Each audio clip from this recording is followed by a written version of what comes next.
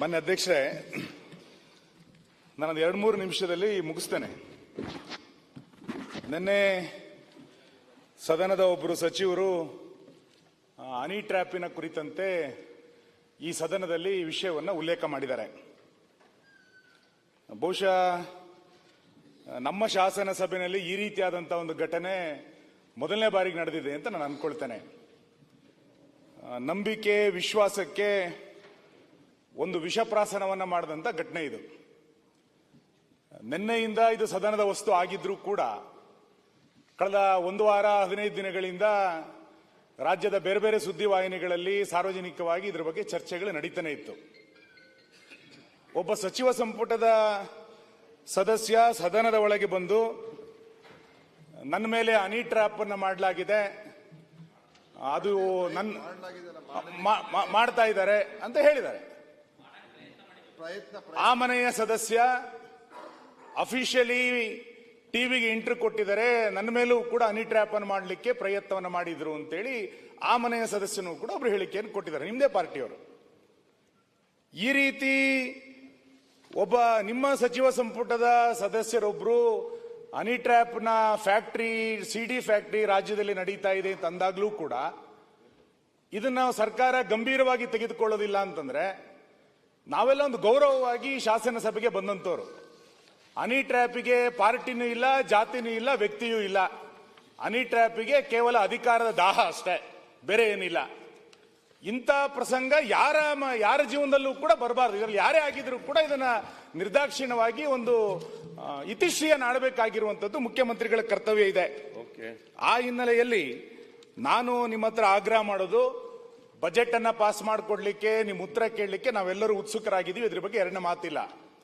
ಅದಕ್ಕಿಂತ ಮುಂಚೆ ನಿಮ್ಮ ಸಚಿವ ಸಂಪುಟದ ಸದಸ್ಯರ ಬಗ್ಗೆ ಸದಸ್ಯರು ನಿನ್ನೆ ಹೇಳಿರುವಂತಹ ವಿಷಯಕ್ಕೆ ಸಂಬಂಧಪಟ್ಟಂತೆ ನೀವು ದಯಮಾಡಿ ಉತ್ತರವನ್ನು ಕೊಡಬೇಕು. ಇವತ್ತು ಇದರಲ್ಲಿ ಯಾರು ಕೈವಾಡ, ನಿಮ್ಮ ಸಚಿವ ಸಂಪುಟದ ಸದಸ್ಯರೇ ಇದರಲ್ಲಿ ಕೈವಾಡ ಆಗಿದ್ರೆ ಆ ಸಚಿವನನ್ನ ವಜಾ ಮಾಡಿ ನಂತರ ನೀವು ಬಜೆಟ್ ಉತ್ತರ ಕೊಡಿ. ಇಲ್ಲ ಅಂತಂದ್ರೆ ಯಾರ ನೈತಿಕತೆಯೂ ಉಳಿಯೋದಿಲ್ಲ ಈ ಸದನದಲ್ಲಿ, ಯಾರ ನೈತಿಕತೆಯೂ ನನಗೆ ಗೊತ್ತಿಲ್ಲ. ನಾನೇನು ಆರೋಪ ಮಾಡಿದ್ದಲ್ಲ, ನಿಮ್ಮ ಸಚಿವ ಸಂಪುಟದ ಸದಸ್ಯರು ಎಲ್ಲರೂ ಇದನ್ನ ಖಂಡಿಸಬೇಕಾಗಿರೋದು. ಹಾಗಾಗಿ ನನಗೆ ಗೊತ್ತಿಲ್ಲ, ಇಂಟೆಲಿಜೆನ್ಸಿ ಇರುವಂತದ್ದು ನಿಮ್ಮ ಹತ್ರ, ನನ್ನ ಹತ್ರ ಇಂಟೆಲಿಜೆನ್ಸಿ ಇಲ್ಲ, ಹೋಮ್ ಮಿನಿಸ್ಟರ್ ಹತ್ರ ಇಂಟೆಲಿಜೆನ್ಸಿ ಇಲ್ಲ, ನಿಮ್ಮ ಹತ್ರ ಇಂಟೆಲಿಜೆನ್ಸಿ ಇರೋದು. ಸದನದ ವಸ್ತು ನಿನ್ನೆ ಆಗಿದ್ರೂ ಕೂಡ ಕಳೆದ 15 ದಿನಗಳಿಂದ ಈ ಸುದ್ದಿ ಹರಿದಾಡ್ತಾ ಇದೆ ಅಂತಂದ್ರೆ, ಒಬ್ಬ ಸಚಿವ ಸಂಪುಟದ ಸದಸ್ಯನ ಮನೆ ಮೇಲೆಯೇ ಹನಿ ಟ್ರ್ಯಾಪ್ ಬಂದಾಗ್ಲೂ ಕೂಡ ನಿಮ್ ಇಂಟೆಲಿಜೆನ್ಸ್ ಏನ್ ಮಾಡ್ತಾ ಇತ್ತು? ನೀವು ನಿಮ್ಮ ಸಚಿವ ಸಂಪುಟದ ಸದಸ್ಯನಿಗೆ ನೀವು ರಕ್ಷಣೆಯನ್ನು ಕೊಡ್ಲಿಕ್ಕೆ ಆಗ್ಲಿಲ್ಲ ಅಂತಂದ್ರೆ ಇನ್ ರಾಜ್ಯದ ಜನರ ಪರಿಸ್ಥಿತಿ ಏನಾಗಬೇಕು? ಹಾಗಾಗಿ ಇದರಲ್ಲಿ ನಿಜವಾಗ್ಲೂ ನಿಮ್ ಪಕ್ಷದವರೇ ಇದ್ರೆ ಅಥವಾ ನಮ್ಮ ಪಾರ್ಟಿಯಲ್ಲಿ ಯಾರು ಇದ್ರೆ ದಯಮಾಡಿ ಅದನ್ನು ವಜಾ ಮಾಡಿ ನಂತರ ನೀವು ಬಜೆಟ್ ವಿಷಯಕ್ಕೆ ಬನ್ನಿ. ಇಲ್ಲ ಅಂತಂದ್ರೆ ಈ ಸದನ ಗೌರವ ಬರ್ಲಿಕ್ಕೆ ಸಾಧ್ಯ ಇಲ್ಲ. ಹಾಗಾಗಿ ಇಲ್ಲಿ ಒಬ್ಬ ಸಚಿವ ಮೊಗಸಾಲೆಯಲ್ಲಿ ಕೂತ್ಕೊಂಡು ನಮ್ಮ ಪಾರ್ಟಿಯರೇ ಇದಕ್ಕೆ ಯಾರೋ ಇದ್ದಾರೆ ಅಂತ ಒಬ್ರು ಹೊರಗಡೆ ಹೇಳಿಕೆ ಕೊಡೋದು, ಇನ್ನೊಬ್ರು ಇಲ್ಲಿ ಬಂದು ನನ್ನ ಮೇಲೆ ಹನಿ ಟ್ರ್ಯಾಪ್ ಮಾಡುವಂತ ಪ್ರಯತ್ನ ನಡೆದಿದೆ ಅಂತೇಳಿ ನಾನು ಗೃಹ ಸಚಿವರಿಗೆ ತನಿಖೆ ಮಾಡಿ ಅಂತ ಇಲ್ಲಿ ಸದನದಲ್ಲಿ ರಿಕ್ವೆಸ್ಟ್ ಮಾಡಿದ್ರೆ ಏನಾಗಬೇಕು ಇಲ್ಲಿ ಪರಿಸ್ಥಿತಿ? ಹಾಗಾಗಿ ಸಚಿವ ಸಂಪುಟ ಹೆಂಗ್ ನಡೀತಾ ಇದೆ? ನೈತಿಕತೆ ಇಲ್ಲೇನು ಸಚಿವ ಸಂಪುಟಕ್ಕೆ? ಮುಖ್ಯಮಂತ್ರಿಗಳಿಗೆ ನೈತಿಕತೆ ಇಲ್ವಾ? ಹಾಗಾಗಿ ದಯಮಾಡಿ ನೀವು ಬಜೆಟ್ಗೆ ಆಮೇಲೆ ಬನ್ನಿ, ನಾಳೆ ಸೋಮವಾರಕ್ಕೆ ಬಜೆಟ್ ಮುಂದೂಡಿ, ಏನು ತೊಂದರೆ ಇಲ್ಲ. ಫಸ್ಟ್ ಇದಕ್ಕೊಂದು ಆನ್ಸರ್ ಮಾಡಿ ರಾಜ್ಯದ ಜನರಿಗೆ ಒಂದು ನೈತಿಕವಾದಂತ ಬೆಂಬಲ ಕೊಡಿ. ಇಲ್ಲಿ ಯಾರು ಹೆಂಗ್ ಬೇಕಾದ್ರೆ ಅಧಿವೇಶನ ನಡೆಯುತ್ತೆ, ಯಾರು ಹೆಂಗ್ ಬೇಕಾದ್ರೂ ಹನಿ ಟ್ರ್ಯಾಪ್ ಮಾಡಬಹುದು ಅಂದ್ರೆ ಆಗಲ್ಲ. ನಿಮ್ಮ ನಾಡಿದು ನಿಮ್ ಚೇರಿಗೂ ಧಕ್ಕೆ ಬರುತ್ತೆ, ಇನ್ನೊಬ್ರು ಚೇರಿಗೂ ಧಕ್ಕೆ ಬರುತ್ತೆ. ಇದನ್ನ ಯಾವ ಕಾರಣಕ್ಕೂ ಸಹಿಸಿಕೊಳ್ಳಿಕ್ಕೆ ಸಾಧ್ಯ ಇಲ್ಲ.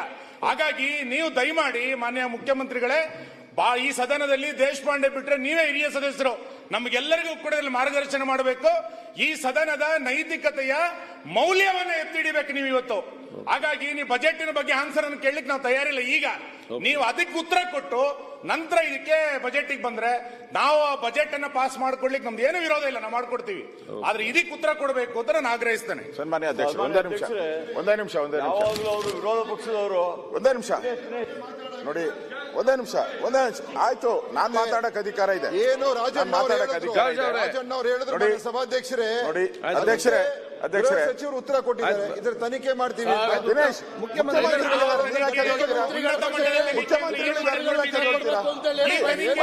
ಪೊಲೀಸ್ ಸ್ಟೇಷನ್ ಆಯ್ತು. ಈಗ ಒಂದ್ ನಿಮಿಷ ಕೂತ್ಕೊಳ್ಳಿ,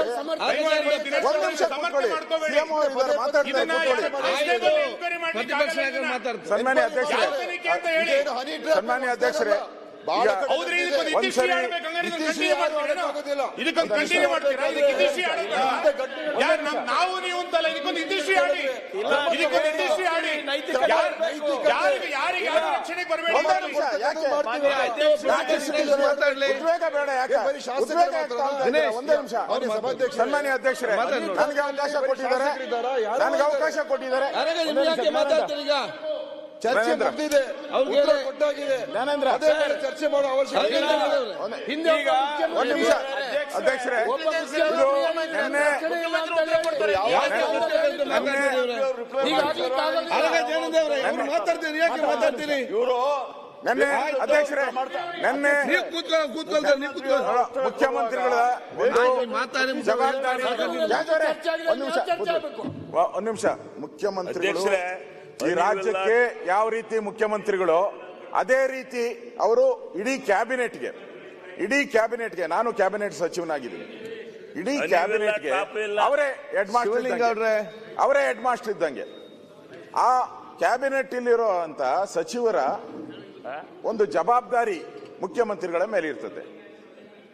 ಅವರ ಕಾಪಾಡುವಂಥದ್ದು ಕೂಡ ಮುಖ್ಯಮಂತ್ರಿಗಳ ಜವಾಬ್ದಾರಿ. ಒಬ್ಬ ಮುಖ್ಯಮಂತ್ರಿ, ಒಬ್ಬ ಸಚಿವರು, ರಾಜಣ್ಣ ಅವರು ಒಂದು ರೀತಿ ಅವರು ಆಚೆ ಹೇಳ್ಬೋದಾಯ್ತು. ಇನ್ನೊಬ್ರು ಯಾರೋ ಮಂತ್ರಿ ಹೇಳಿದ್ದಾರೆ ಹೋಗಿ ಕಂಪ್ಲೇಂಟ್ ಕೊಡ್ಲಿ ಅಂತ ಹೇಳಿದ್ದಾರೆ. ಆದ್ರೆ ಆ ಮಂತ್ರಿ ಸದನದಲ್ಲಿ ಬಂದು ಕಣ್ಣೀರ್ ಹಾಕ್ತಾರೆ, ಆತಂಕ ವ್ಯಕ್ತ ಮಾಡ್ತಾರೆ ಅಂತ ಹೇಳಿದ್ರೆ ಅಲ್ಲ, ಇದು ಯಾವ ಸ್ಥಿತಿಗೆ ನಾವು ಇದ್ದೀರಿ ಅಂತ ಹೇಳಿ ಅಧ್ಯಕ್ಷರೇ, ಅದೊಂದೇ ಅಲ್ಲ, ಪ್ರಶ್ನೆ ಇರ್ತಕ್ಕಂಥದ್ದು ಇಲ್ಲಿ ಜಡ್ಜ್ಗಳು ಹೇಳಿದ್ದಾರೆ, ಪತ್ರಿಕೆಯಲ್ಲಿ ಬಂದ್ಬಿಟ್ಟಿದೆ. ಆ ನ್ಯಾಯಾಧೀಶರ ಕಥೆ ಏನೀಗ? ಜಡ್ಜ್ಗಳಿದ್ದಾರೆ ಅಂತ ಬಂದಿದೆ ಪತ್ರಿಕೆಯಲ್ಲಿ. ಹಂಗಾರೆ ಕೋರ್ಟ್ ಅಲ್ಲಿ ಇರುವಂತ ಜಡ್ಜ್ಗಳು ಯಾವ ರೀತಿ ಕೆಲಸ ಮಾಡ್ಬೇಕೀಗ? ಪತ್ರಿಕೆಯಲ್ಲಿ ಬಂದ್ಬಿಟ್ಟಿದೆ ಅಧ್ಯಕ್ಷರೇ. ಕೇಂದ್ರದ ನಾಯಕರಿದ್ದಾರೆ ಅಂತ ಬಂದಿದೆ. ಹಾಗಾದ್ರೆ ಕೇಂದ್ರದ ನಾಯಕರು ಯಾರಿದ್ದಾರೆ? ಕೇಂದ್ರದ ನಾಯಕರು ಅವರು ರಾಜಣ್ಣ ಅವರು ಬೇಕಾದ್ರೆ ಎಲ್ಲಾ ಪಾರ್ಟಿಯವರು ಅಂತ ಹೇಳಿದ್ದಾರೆ. ಇಲ್ಲಿ ಕಾಂಗ್ರೆಸ್ ಅವ್ರ ಪ್ರಶ್ನೆ ಅಲ್ಲ, ಎಲ್ಲರದು ಪ್ರಶ್ನೆ, ಇಲ್ಲಿ ಇರೋರ್ದೆಲ್ಲರೂ ಕೂಡ ಪ್ರಶ್ನೆ. ಇಲ್ಲಿ ಕೇಂದ್ರದ ನಾಯಕರು ಅಂದ್ರೆ ಯಾರು? ಮಂತ್ರಿಗಳಿದಾರ? ಕೇಂದ್ರದ ಕಾಂಗ್ರೆಸ್ ನಾಯಕರಿದಾರ? ಯಾರಿದಾರ? ಏನು ಅರ್ಥ ಆಗ್ಬೇಕು. ಜಡ್ಜ್ಗಳು ಬಂದಿರೋದ್ರಿಂದ ಮತ್ತೆ ಇದು ಇನ್ನಷ್ಟು ಗಂಭೀರ ಇರೋದ್ರಿಂದ ದಯವಿಟ್ಟು ಮುಖ್ಯಮಂತ್ರಿಗಳು, ಈಗಾಗಲೇ ಸುನೀಲ್ ಅವರು ಮಾತಾಡಿ ಹೇಳಿದ್ದಾರೆ, ಇದನ್ನ ನಾನು ಕೂಡ ಹೇಳ್ತಾ ಇದ್ದೀನಿ, ಇದನ್ನ ಒಂದು ಸಿಟ್ಟಿಂಗ್ ಜಡ್ಜ್, ಹೈಕೋರ್ಟಿನ ಸಿಟ್ಟಿಂಗ್ ಜಡ್ಜ್ ಒಂದು ನೇತೃತ್ವದಲ್ಲಿ ಒಂದು ತನಿಖೆ ಮಾಡಿಸಿ. ಇಲ್ಲ ಅಂತ ಹೇಳಿದ್ರೆ ಇಲ್ಲಿ ಮಂತ್ರಿಗೆ ಇಲ್ಲಿ ಅಭದ್ರತೆ ಅಂದ್ರೆ ಮಂತ್ರಿಗೆ ಯಾರು ಕಾಪಾಡಲ್ಲ ಅಂತ ಹೇಳಿದ್ರೆ ನಮ್ಮನ್ನೆಲ್ಲ ಯಾರು ಕಾಪಾಡ್ತಾರೆ?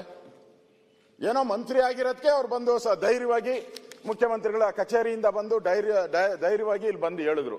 ಬೇರೆಯವ್ರಿಗೆ ಎಲ್ಲಿದೆ ಈ ಅವಕಾಶ? ಇದೊಂದು ದೊಡ್ಡ ದಂಧೆ ಆಗಿದೆ. ನಿಮ್ ಮುಖ್ಯಮಂತ್ರಿ ಪದವಿಗೋಸ್ಕರ ಅಥವಾ ಇನ್ನೊಂದು ಪದವಿಗೋಸ್ಕರ ಎಲ್ಲಾರನ್ನೂ ಧ್ವಂಸ ಮಾಡಾಕ್ತೀನಿ ಅಂತ ಹೇಳಿದ್ರೆ ನಾವು ರಾಜಕೀಯ ನೈತಿಕತೆ ಎಲ್ಲಿದೆ? ಇದು ಈ ಸದನಕ್ಕೆ ಒಂದು ನೈತಿಕತೆ ಹಾಳಾಗೋಗಿದೆ. ದಯವಿಟ್ಟು ನೋಡಿ ದಿನೇಶ್, ಜಡ್ಜ್ಗಳು ಯಾಕೆ ಹೆಸರು ಹೇಳಿದ್ರಿ ನೀವು? ಯಾಕೆ ಹೇಳಿದ್ರಿ ಜಡ್ಜ್ಗಳು ಇದ್ದಾರೆ ಅಂತ? ಜಡ್ಜ್ಗಳು ಈ ಸದನದಲ್ಲಿ ಇದ್ದಾರೆ, ಕೇಂದ್ರದ ನಾಯಕರಿದ್ದಾರೆ, ಇಲ್ಲಿ ಮಾತಾಡ್ತೀರಾ? ಕೇಂದ್ರದ ನಾಯಕರಿದ್ದಾರೆ, ಯಾರಿದ್ದಾರೆ ಇಲ್ಲಿ? ನೀವೇನ್ ಹೇಳ್ತಾ ಇದ್ದೀರಿ?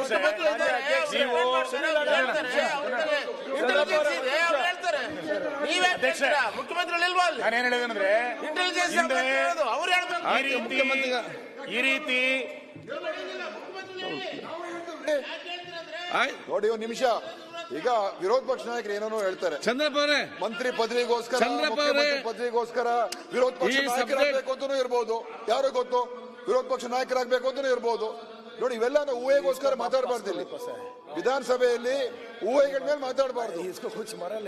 ಮಾನ್ಯ ಸಭಾಧ್ಯಕ್ಷರೇ, ರಾಜಣ್ಣ ಅವರು ಹೇಳಿಕೆ ಕೊಟ್ಟಿದ್ದಾರೆ, ಸದನದ ಪ್ರತಿಯೊಬ್ಬ ಶಾಸಕರ ಗೌರವ ಪ್ರಶ್ನೆ ಇದೆ, ಇದ್ರ ಬಗ್ಗೆ ಸಮಗ್ರ ತನಿಖೆ ಆಗಲೇಬೇಕು. ಮಾನ್ಯ ಮುಖ್ಯಮಂತ್ರಿಗಳು ಇದ್ರ ಬಗ್ಗೆ ಸ್ಪಷ್ಟನೆ ನೀಡಬೇಕಾಗಿದೆ.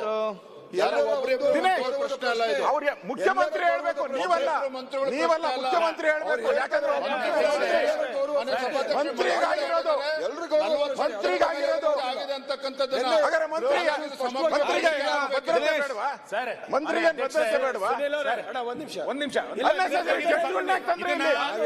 ನ್ಯಾಯಾಧೀಶರಾಗಿ ಬಂದ್ರಿ ಇಲ್ಲಿ? ಕೇಂದ್ರದ ನಾಯಕರಾಗಿ ಬಂದ್ರಿ ಇಲ್ಲಿ? ಅನೇಕ ಗಾಡಿ ಸುದ್ದಿಗಳಿಂದ